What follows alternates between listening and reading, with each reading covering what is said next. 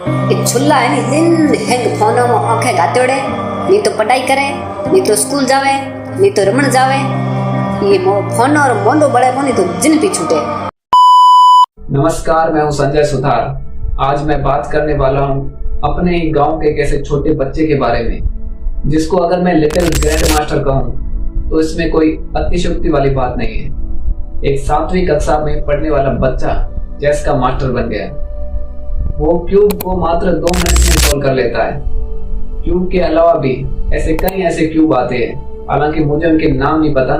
उन सबको मात्र 2 मिनट में सॉल्व कर लेता है। हो सकता है कि कई लोगों को ये बात सामान्य सी लग रही हो, लेकिन ये बात सामान्य नहीं है। देखो, शहरों में बड़ी बड़ी स्कूलों में पढ़ने वाला बच्चा अगर ये सब सीखता है तो ये एक सामान्य सी बात है, क्योंकि उस बच्चे को सीखने के लिए ऐसा वातावरण भी तो मिलता है। जबकि गांव के स्कूलों में जहां बच्चे को सीखने सिखाने वाले साधन संसाधनों की इतनी कमी हो और एक्टिविटीज के नाम पर एकमात्र अंताक्षरी होती हो, जिसमें भी बच्चों में उत्साह की कमी और शिक्षकों के चेहरे पर निरस्ता झलकती हो, ऐसे परिवेश से निकलकर कोई बच्चा आपके सामने अपनी कल्पना शक्ति का असाधारण प्रदर्शन करे तो ये कोई सामान्य बात नहीं है।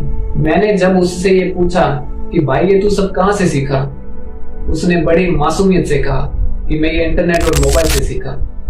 उसका यही मासूमियत भरा जवाब हम सब के लिए एक सवाल खड़ा करता है कि एक 12 साल का बच्चा इंटरनेट का सदुपयोग करना कैसे सीख गया। बस यहीं से मुझे इस टॉपिक का आइडिया आया। प्रेरणा जो है वो कहीं से भी मिल सकती है। कभी कभी एक छोटा बच्चा में बहुत बड़ी बात सिखा देता है।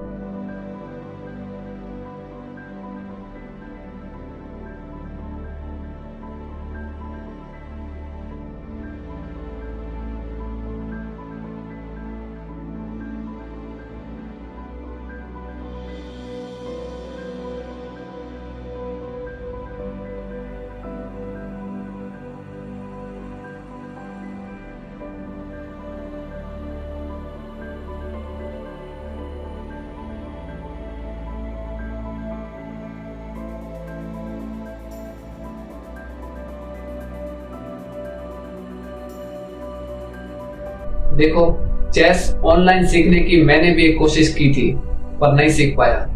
फिर मैंने सोचा चलो कोई बात नहीं, हम अपने देसी चेस, जिसको हम भरचर बोलते हैं, उससे काम चला लेंगे। मैं भरचर मगाबा के साथ अक्सर खेलता हूँ, पर मैं कई बार उनको हरा नहीं पाता। वहीं दूसरी ओर ये बच्चा गांव में किसी को भी शतरंज में हराने का दावा कर रहा है। इतना छोटा बच्चा मोबाइल का इस्तेमाल अपने आप को बेहतर बनाने के लिए कर रहा है।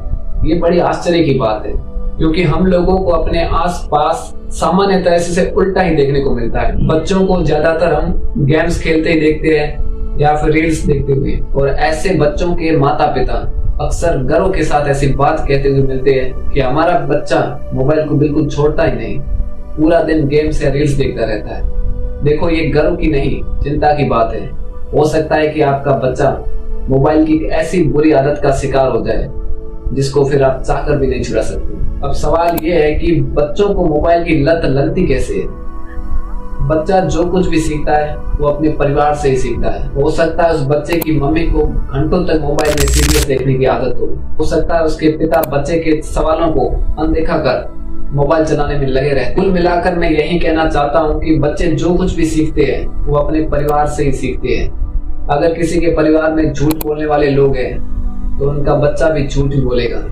नशा करने वाले लोग हैं तो उनका बच्चा नशे की ओर ही आकर्षित होगा। घर में कोई बात बात पर गाली बोलने वाले लोग हैं तो बच्चा भी उनका ही अनुकरण करते हुए अपनी हर बात में गाली को प्रीपोजिशन की तरह इस्तेमाल करेगा, जिसमें कोई संदेह की बात नहीं है। मैं यहाँ स्पष्ट कर देता हूँ कि मैं यहाँ ये बिल्कुल नहीं बोल रहा कि बच्चों को मोबाइल से दूर कर दो। मैं सिर्फ ये बोलना चाहता हूँ कि अगर समय व समाज के साथ कदम से कदम मिलाकर चलना है तो बच्चों को तकनीक से दूर करने के बजाय उन्हें तकनीक का सही इस्तेमाल करना सिखाना होगा। मोबाइल कोई बुरी चीज नहीं है, बस उस चाकू की तरह है जिससे अगर आप फल काट सकते हैं तो इससे गला भी काटा जा सकता है। बाकी तो इस्तेमाल करने पर निर्भर करता है। सही ढंग से इस्तेमाल करें तो वरदान है, वरना तो अभिशाप ही है। और विश्व स्वास्थ्य संगठन ने भी कहा कि आजकल की जो बच्चों में इंटरनेट पर गेम्स खेलने की जो आदत पड़ गई है वो एक मानसिक स्वास्थ्य की समस्या है। WHO ने कहा कि ये गेमिंग डिसऑर्डर है, हालांकि उसने इसे एक बीमारी तो घोषित नहीं किया। ये कहा कि एक नशा है, पर इस बात को हम लोग कैसे भूल सकते हैं? जब किसी चीज का नशा होता है तो बीमारी में तब्दील होने में वक्त नहीं लगता। और शायद यही कारण है कि 2019 में चीन ने 18 साल से छोटे बच्चों के गेम खेलने पर प्रतिबंध लगा रखा है। वो नहीं चाहता कि उसके यहाँ के बच्चे शारीरिक और मानसिक रोगी हो। वो नहीं चाहता कि शिक्षा के स्तर में गिरावट हो। जिस उम्र में हमारे यहाँ के बच्चे लिखना डाई यानी कि छुपा छुपी खेलते हैं, उस उम्र के बच्चों को चीन जो है ओलंपिक प्रशिक्षण शिविरों में ट्रेनिंग के लिए भेज रहा है। कभी फुर्सत में इंटरनेट पर 7 साल से भी छोटे बच्चों को ट्रेनिंग करते हुए देखो, आपकी आंखें उन दृश्यों पर यकीन नहीं कर पाएगी।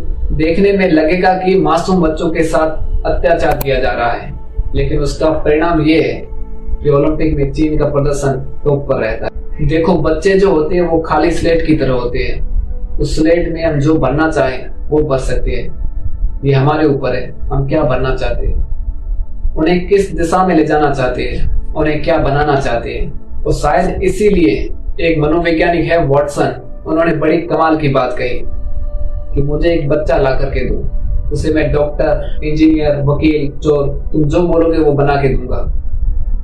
बच्चा डांट या उपदेश से नहीं सीखता, वो परिवार के आचरण से सीखता है। अगर कोई बच्चा गेमिंग का आदी हो गया है, दोस्तों के साथ खेलता नहीं, किसी से बात नहीं करता, तो गलती बच्चों की नहीं है, माँ बाप की होती है। क्योंकि आजकल माता पिता के पास बच्चों के लिए टाइम ही कहाँ है। उन पेरेंट्स के लिए मेरा एक सवाल है कि आप आखिरी बार बच्चों के साथ कौन सा खेल खेले थे?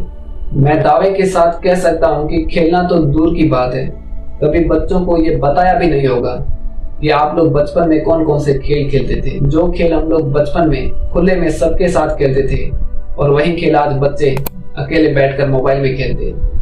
तो फिर क्यों नहीं बच्चों को उन खेलों के प्रति प्रोत्साहित किया जाए जो उसमें मानसिक तेजी के साथ योग्यता का विकास करे, जो उसमें समस्या हल करने की लॉजिकल क्षमता का विकास करे, जो उसमें संभावनाओं को देखने के साथ धैर्य सिखाए, जो उसे विचार पूर्वक चुनने के साथ निर्णय लेने जैसे गुण विकसित करे। बाकी दौर आर्टिफिशियल इंटेलिजेंस का है। ध्यान रखें कि आपके परिंदे घोंसला छोड़ के कहीं उड़ ना जाए।